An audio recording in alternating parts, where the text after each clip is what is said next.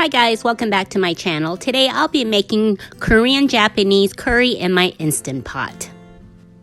Season your chicken breast with salt and pepper. The recipe will be listed in the description box.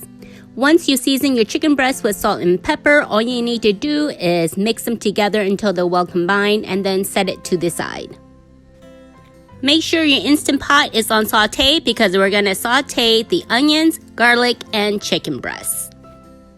I have about 1 tablespoon of avocado oil in my Instant Pot, and I am going to add in 1 sliced white onion, and I'm going to mix it around in my Instant Pot, making sure that it doesn't stick to the bottom. That's why it's important that you use some oil in your Instant Pot. And I have 2 cloves of chopped garlic, and you can put as much or as little as you want. This recipe is super adaptable, so you can put in any vegetables, or any vegetables you don't like, you can take it out. Stir your chicken breast with your onions and your garlic, and don't worry, we're not going to cook all the chicken all the way through on the saute because we are going to pressure cook it. And I have some S&B golden curry. This is the mild version of the Japanese curry, only a half a container, so that's why I'm using also Korean curry powder. And then I just chopped it up in smaller pieces so then it can absorb in this Instant Pot easier. I'm also using the Korean curry powder mix because I don't have enough Japanese curry blocks. As you can see, the chicken, onion, and chopped garlic is on saute and still cooking. Now I'm going to add in the chopped carrots, and I just use baby carrots and cut them in half. And I have 3 medium potato, which I soaked in water and then drained. I'm going to add that also into the Instant Pot.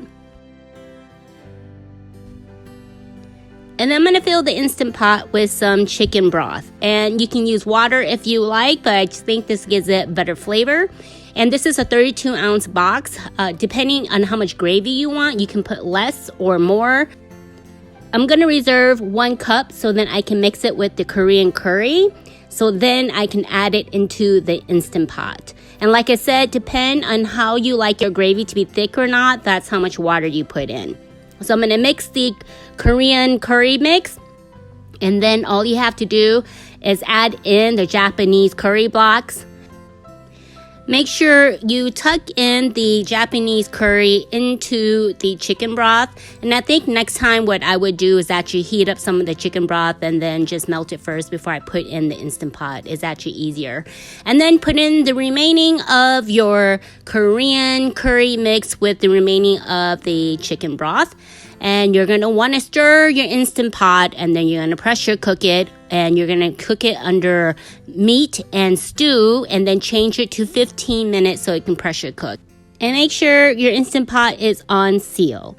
Once it is safe to release and open the lid, I like to saute it so then the curry can thicken up.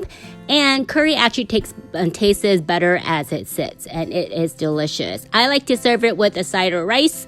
I hope you really enjoy my Korean Japanese curry. I'll talk to you soon. Bye!